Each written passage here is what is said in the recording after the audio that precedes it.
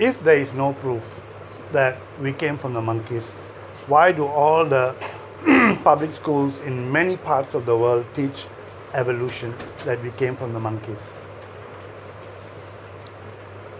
We must become very clear that there is science, religion, there is opinion, and there is consensus. So now, about 500 years ago, the government of the people was the religious leaders. And at that time, there was this great scientist called Copernicus. And he said that the whole world is not flat, it's round. They took his eyes out, they burned him. Because at that time, they were using leadership or consensus, whatever was the standard of the people at that time, what was their thinking as science. So they said the world is flat, the world is not science. What is the truth? Is their thinking the truth? Or is their authority going to tell everybody what to say, what to believe? So it was their authority and their power to determine what is right, what is wrong. The same way when you have your children, you are telling your children to pray. Are they praying because they understand, or are they praying because of your authority? So yours is authority, yours is not science. And for example, you say you are Buddhist, example, and you teach your children that Buddhism is the only religion in the world. And they will believe that. And this is not only said by you, it's said by every Cambodian, and it's also maybe said by every pagoda, which all the Cambodians go through. So we are going to say, but the pagoda teaches us that Buddhism is a right religion. Now, is the pagoda scientific, truth, or this is authority? Now, in America, today, they say gays are allowed to get married. In some states, gays are not allowed to get married in some states. So which is true? Can they get married or not? Some states of America say can, some states of America say cannot. So what is the truth? All are Americans, all come under the great American law. So what is the truth? Can or cannot? Right or wrong? They are not using science, they are using authority. So those people in this side of the authority, they feel that can, so they say can. This side of the authority, they say cannot, so they say cannot. So what is the truth? There is no truth. This is authority. So when the world was coming into this modern world, and we get too much into religion and all that, what they wanted to teach us was the theory of evolution. And when you study the theory of evolution, half of the theory of evolution is true, half is not true. Half can be scientifically proven, another half cannot be scientifically proven. But the person who discovered this theory, who is called Charles Darwin, made two statements. One, he said there is evolution, and he proved, and he said that we evolved from the monkey. This part has not been proven. But this part has got proof. But because it comes from the same man who is a genius to discover evolution, which is a very great theory, it is a combination of two theories into one. One is true, one is not true. But because what is so true is so good for evolution purposes, they teach both in school. But one is not true. So human beings like you and me, who are unaware of systems of thinking, systems of sources of authority, we say that, how come the school is teaching this? Why is the school teaching us? So if the school is teaching us, it must be true. I'm explaining to you that truth is not determined by authority. although truth is pushed down by authority. So I give you an extreme. Hitler and the Japanese Meiji Emperor, they went around telling their whole country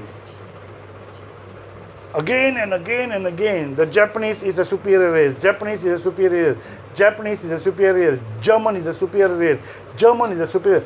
All of these two countries are the most intellectual people in the world. Logically speaking, the Japanese and the Germans are the most intellectual, the most studious, the most thinkers, and the most everything. Why do we say that their countries are the most developed? After the war, both their countries was devastated, and both their countries today are top leading economies in the world. After being destroyed just 60 years ago, today they are top leading economies in the world because their people are geniuses, hardworking, sincere, very not lazy, not blind followers. But if it is true, how could they become so stupid to actually believe they were superior? How could they have been brainwashed if they were so intelligent to know that what they were doing was right? Because we are not all that smart. We think sometimes we are smart. But it's not true.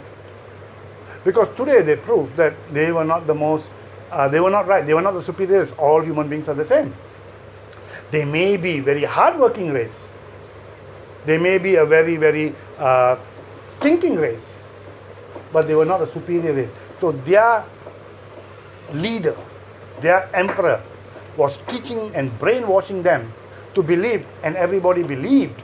And that's why they were ready to go and die. Now, is this science? Is this truth?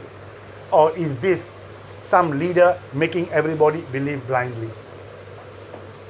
So, when we study science of thinking, when we study science and all that, we study this theory called epistemology.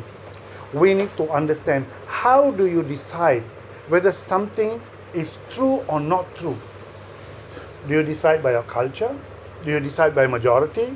Do you decide by consensus? Do you decide by your leader? If Michael Jackson says Coca-Cola is good, so Coca-Cola is good. Do you decide by leaders? Do you decide by your culture? Do you decide by your religion?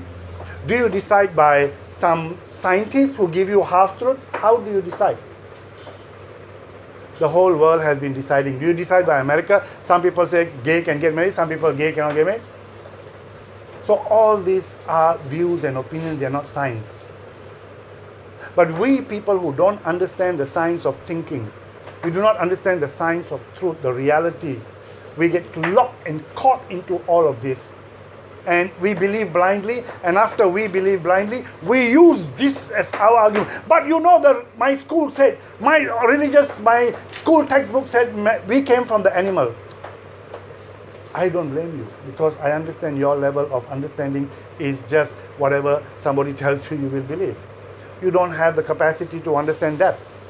And how come this place don't have, that place don't have?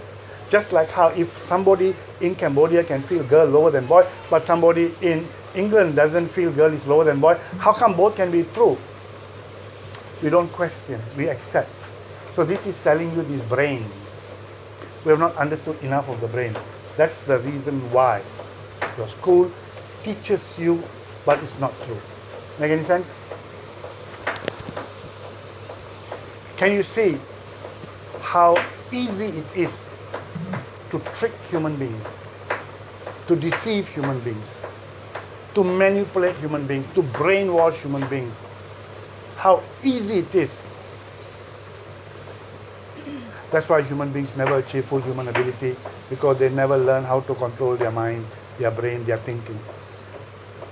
You need to catch this. You need to study this. That's why the whole of Bhagavad Gita teaches you to learn how to control your mind. For thousands of years they say, know thyself. If you do not know who you are, what's operating, how systems work, you will not be able to.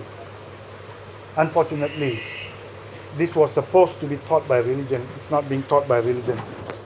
So the whole world has gone, in whatever direction it is going, based on whatever leaders they have. If the leader moves in this direction, this is the direction. That is the reason why we are developing science of life. We're trying to put together this book to bring to the world so that everybody can get some more